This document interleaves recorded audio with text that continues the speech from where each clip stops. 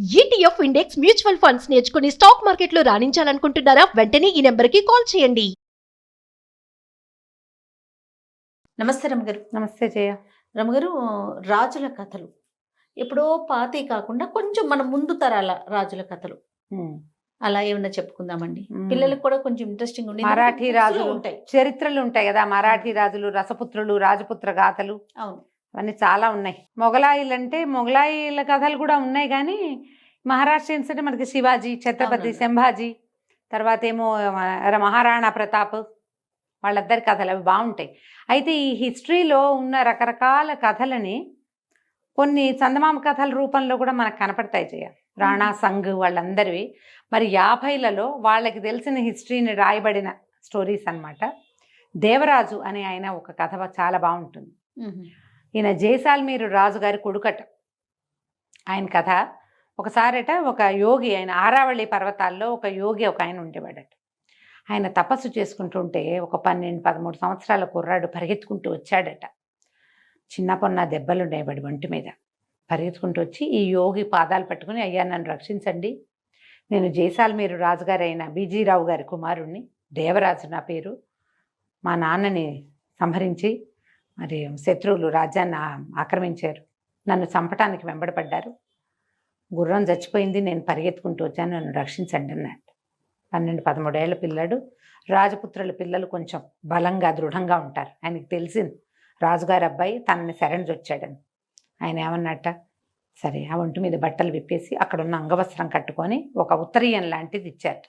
అంగవస్త్రం ఉంటుంది కదా, చిన్నది, పంచ అంత పెద్దది కాదు, అంగవస్త్రం కట్టుకోమని ఆ కుర్రాడు అంగవస్త్రం కట్టేసుకున్నట్ట. ఈయన తన ఒంటి మీద జంధ్యం ఉంటే అందులోంచి ఒక పోస తీసి, 3 పోసలు ఉన్నాయో 2 పోసలు ఉన్నాయో ఆయన ఒంటి మీద, ఒకటి తీసి పిల్లవాడి మెడలో వేసేట. జంధ్యంగా వేస్తారు కదా, జంధ్యం వేసి అక్కడ ఆహారం ఉంది, 2 విస్తర్లు వేసి నీకు నాకు వడ్డించన్నట్టు. కుర్రాడు గబగబా ఏం చేసేట, 2 విస్తర్లు వేసేసి గిన్నెలు పెట్టాడు. ఒక పెరుగు పచ్చడి లాంటిది ఒక పదార్థం, పులగం. వీళ్ళిద్దరూ ఆకుల ముందు కూర్చున్నారు. కూర్చునేసరికి వాళ్ళు లోపలికి 5-6 సైనికులు గబగబా వచ్చారు. వాళ్ళకి తెలిసింది యోగి గారు భోజనం చేస్తున్నాడు అని. ఆకులు ఉన్నాయిగా, 2 పిల్లలు ఉన్నారు. ఈయన చెప్పాడు, వాళ్ళు రావడానికి ముందు నీ పేరు సోంభట్లు, పేరు అడిగితే సోంభట్లు అని చెప్పు అని చెప్పాడు. సోంభట్ అన్నాడు. సరే, ఇవి లోపలికి వచ్చిన సైనికులు నాలుగు ఖర్చుకుని, అయ్యగారు తమరు భోజనం చేస్తున్నట్టున్నారు గురుగారు, ఒక 12-13 సంవత్సరాల రసపుత్ర కుర్రవాడు ఏమైనా వచ్చాడా ఈ ప్రాంతానికి? లేదే, నేను చూడలేదు. ఏరా సోంభట్లు, నువ్వేమైనా చూసావా అన్నాడు.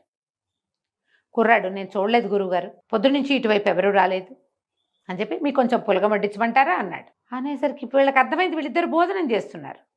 ఈ సోంభట్లుగా ఉన్న కుర్రాడి వైపు చూశారు. వాడు కొంచెం మటసంగా 12-13 సంవత్సరాల కుర్రాడుగా ఉన్నాడు. ఉపరి వస్త్రం లేదు. రసపుత్రులు ఉపరి వస్త్రాలు లేకుండా ఉండరు. రాజపుత్రులు, రాజ్పుట్స్ పైబట్ట వేసుకుంటారు. బ్రాహ్మణ పిల్లలు అయితే నడువుకు అంగవస్త్రం కట్టుకుని ఒంటి మీద చొక్కా లేకుండా భోజనం చేస్తారు. ఇక్కడ కూర్చున్నవాడు గురువుగారితో పాటు కూర్చున్నాడు. వాడి ఒంటి మీద ఏమో జంధ్యపోగుంది, అంగాస్త్రం కట్టుకున్నాడు, ఉపరి వస్త్రం లేదు, చొక్కా విప్పి తినాలి అన్నం. చొక్కా వేసుకుని అన్నాలు తినరు, తినేవాళ్ళు కాదు. ఇప్పుడంటే మామూలుగా బయట తినేస్తున్నారు, కానీ ఇళ్లలో పెద్దవాళ్ళు ఉపవాసాలు అవి ఉన్నప్పుడు, పూజలప్పుడు మీరు బ్రాహ్మణ భోజన పంక్తి గమనిస్తే పైన ఉత్తరీయాలు అవి ఉండవు. అదేలేండి, భోజనం చేసేటప్పుడు అట్లా కూర్చోవాలి, అది నియమం. వీడిని వాడిగా భావించే అవకాశం లేదు. ఇంతే సైజు, 12-13 ఏళ్ళ పిల్లాడే, కానీ కాదు రాజపుత్రుడు కాదు వీడు. ఓకే, ఎందుకంటే వీడు బ్రాహ్మణ కుమారుడుగా కనపడుతున్నాడు. ఊరుకున్నారు, వదిలేశారు, వెళ్ళిపోయారు. సరేలేండి గురుగారు, భోజనం కానివ్వండి, క్షమించండి ఇలాంటి సమయంలో వచ్చి మిమ్మల్ని డిస్టర్బ్ చేశామని ఏదో నమస్కారాలు చెప్పుకుని దిగేశారు. పిల్లాడు ఆకులో వడ్డించుకున్నాడుగా, పరమ దుఃఖంతో అది తిని ఆయన కాళ్ళు పట్టుకున్నాడు. నన్ను ఆ ప్రాణాలు రక్షించారు, నా చేతి అన్నం తిన్నారు మీరు, నన్ను కాపాడండి అంటే ఆయన ఏమన్నాడంటే, రాజకుమారుడివి నువ్వు, నా శరణి వచ్చావు, అందుకని నాకేమి ఎవరి చేతి భోజనమైనా నాకే పట్టింపు లేదు, నీ ఇష్టం వచ్చిన నాళ్ళు ఇక్కడే ఉండు, నీ ప్రాణాలకి నాది పూచి. ఓకే, సరే ఉన్నాడు. కొంతకాలం నడిచింది. వాడు అప్పటికే యుద్ధ విద్యలు నేర్చుకునే ప్రాక్టీస్లో వాటిలో 12-13 ఏళ్ళతే పిల్లలు దృఢంగా ఎత్తుగా ఉంటారు.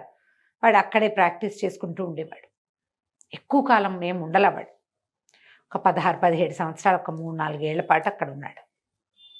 3 ఏళ్ళు నిండుతూ ఉండగా ఇంచుమించుగా గురువుగారికి చెప్పాడు, నేను ఇంకా ఇక్కడే ఉంటే నా రాజ్యం ఏ దిక్కులో ఉందో కూడా నేను మర్చిపోతాను, నాకు ఆజ్ఞ ఇవ్వండి, నేను వెళ్ళొస్తానన్నాడు. ఆయన రాజ్యాభిషేక ప్రాప్తిరస్తు అని దీవించి వెళ్ళరా అన్నాడు. కుర్రాడు అన్నాడు, మీ జ్ఞాపకార్థం ఈ అంగవస్త్రాన్ని నేను తీసుకెళ్తానని అడిగి ఆ రోజు తను కట్టుకున్నటువంటి ఆ వస్త్రాన్ని మడత పెట్టి బ్యాగ్లో పెట్టుకున్నాడు. ఈయన ఏం చేశారంటే, ఉండు ఒక నిమిషం, నీకు ఒక ఇది ఇస్తానని చెప్పి ఒక వెదురు గొట్టం తీశారు. వెదురు గొట్టంలో బయటికి వెళ్ళి కొన్ని ఆకుల్ని పిండి ఆ రసాన్ని ఇందులో పోసారు. ఈ వెదురు గొట్టంలో పోసి దానికి ఒక మూత బిగించారు. మనం చూస్తాం కదా ప్యాకేజ్ కోసం వాడేవాళ్ళు. పూర్వకాలం ఏం చేసేవాళ్ళు, వెదురుకి 2 కణుపులు ఉంటాయా, ఒక కణుపు దగ్గర నరికితే 2వ కణుపు దాకా హాలో ఉంటుంది లోపల, అందులో ఏదైనా స్టోర్ చేసుకోవచ్చు. ఇప్పుడు కూడా అలాగే చేస్తారు, ఈ పల్లెటూళ్ళల్లో అక్కడ వాడతారు దాన్ని. ఇందులో ఉన్న పసరుతోటి ఇనుము బంగారంగా మారుతుంది, నీకు అవసరమైనప్పుడు మాత్రమే దీన్ని వాడుకో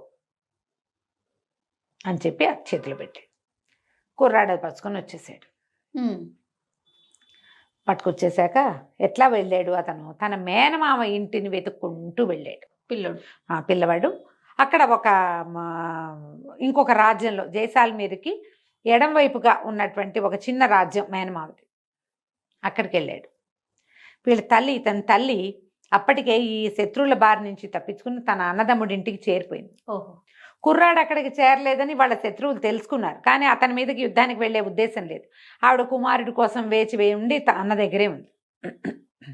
కొడుకుని చూసి కావలించుకుంది, నాయన వచ్చావురా అని ఉప్పు తీసి దిగదొడిచిపోసి పిల్లాడిని లోపల తీసుకెళ్ళింది.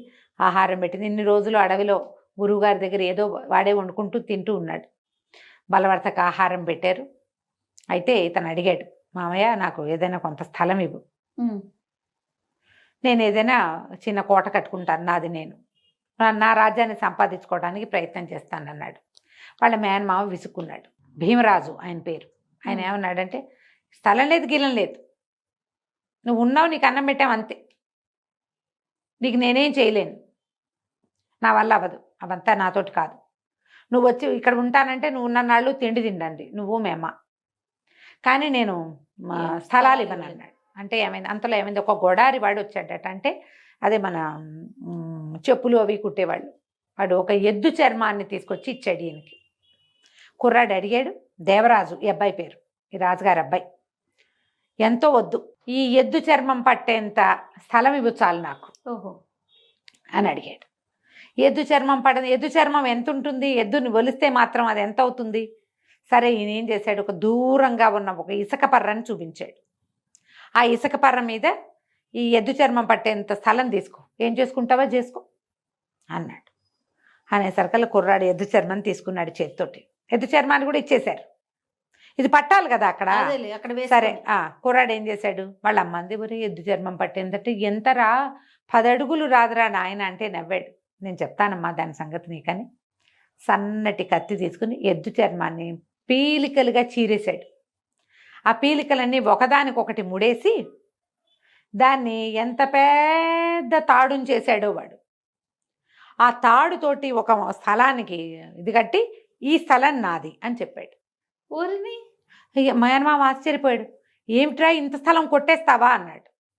ఇంత స్థలం కొట్టేస్తావా నీ తెలివితేటలతోటి అంటే, బావయ్య ఇది ఒట్టి ఇసుకపర్రే కదా, ఇది ఒట్టి ఇసుకపర్ర, నీకేం ఉపయోగం లేదు, చెట్టు చేమాలేవి ఇందులో, పొలం పండదు, నువ్వు ఉంచుకుంటే ఏమిటి, నాకు ఇస్తే ఏమిటి, అంతేగా అనగానే సరే సర్దుకున్నాడు. సరేలే అన్నాడు. ఇందులో ఏం కడతావో ఏం చేస్తావో చేసుకోమన్నాడు. ఈ కుర్రాడు ఏం చేశాడంటే, మేనమామ ఇంటి నుంచి కొన్ని వస్తువులు అడిగాడు. కన్స్ట్రక్షన్కి ఓ పలుగు పార అవి కావాలంటే, అలాగేనని పలుగు పార అవన్నీ స్త్రీధనంగా మేమకి ఇస్తున్నాను అన్నాడు ఆయన.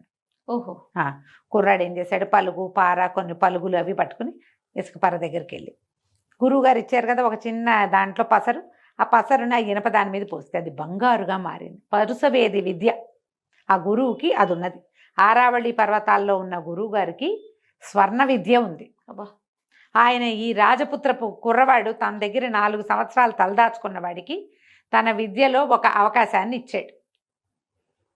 వీడ ఈ ఇనప వాటిని బంగారంగా మార్చి, బంగారాన్ని డబ్బుగా మార్చి అక్కడ ఒక పెద్ద కోట కట్టడం మొదలుపెట్టాడు. కోట మొత్తం తయారైంది. మరి డబ్బులు ఎంతమందినో తీసుకొచ్చాడు. వాళ్ళ వీర చాలామంది అయ్యారు. ఆ వచ్చిన వాళ్ళందరూ చక్కగా ఇక్కడ ఉంటూ మరి అందరికీ డబ్బులు ముడుతున్నాయి. బంగారం వీటి దగ్గర ఉన్నదే గోల్డ్. ఇక కోట తయారైంది. ఈ భీమరాజుకి చుట్టాలు పక్కాలు వచ్చి అబ్బా మామయ్య కోట కంటే మేనల్లుడి కోటే పెద్దదిగా అండ మొదలుపెట్టారు. ఓకే. ఆ కోట కొట్టేయాలి. ఆయన ఏం చేశాడు, సైనికులను తీసుకుని బయలుదేరాడు కోట మీద జమాయించడానికి. అయితే కోట దగ్గరికి వెళ్ళి వీళ్ళు ముట్టడి చేసేసరికి లోపల నుంచి దేవరాజు వాళ్ళ అమ్మగారు వచ్చింది. అదేమిటన్నయ్యా భలేవాడివి, వాకిట్లోకి వచ్చి ముట్టడేమిటి, భోజనాలు చేయండి అందరూ, ముందు భోజనానికి రండి అని, మీ కోట నీది అని లోపల తీసుకెళ్ళింది.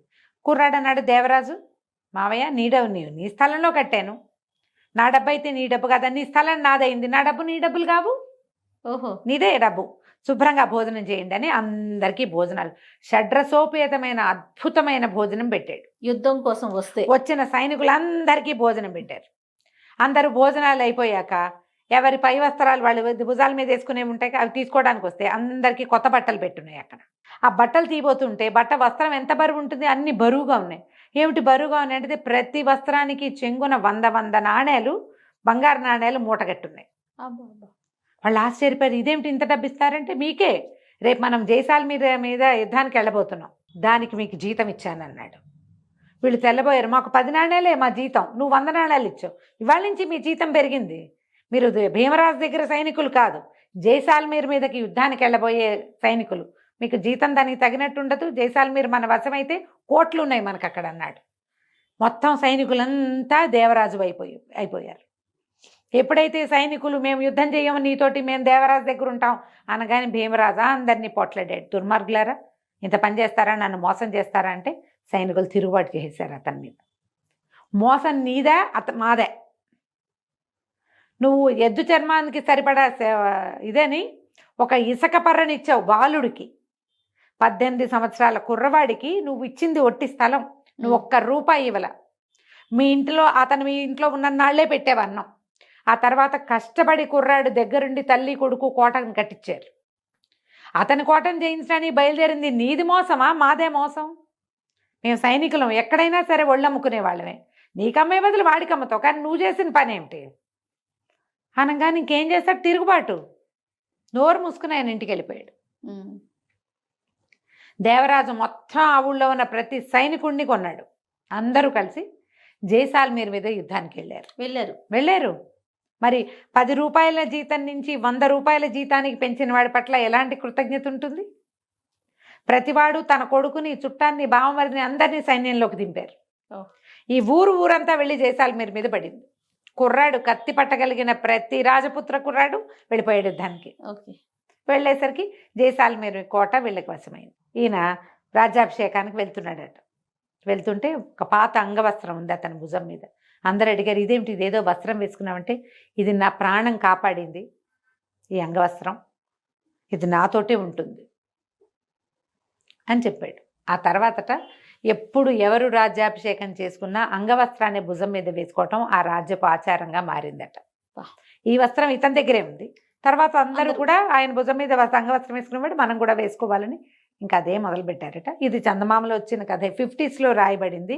చరిత్ర నుంచి తీసుకున్న విషయాన్ని కథలోకి కొంచెం బాగా నచ్చినట్టున్నారు. కంచికి మనం ఇంటికి. నమస్తే రమ్మ గారు. నమస్తే.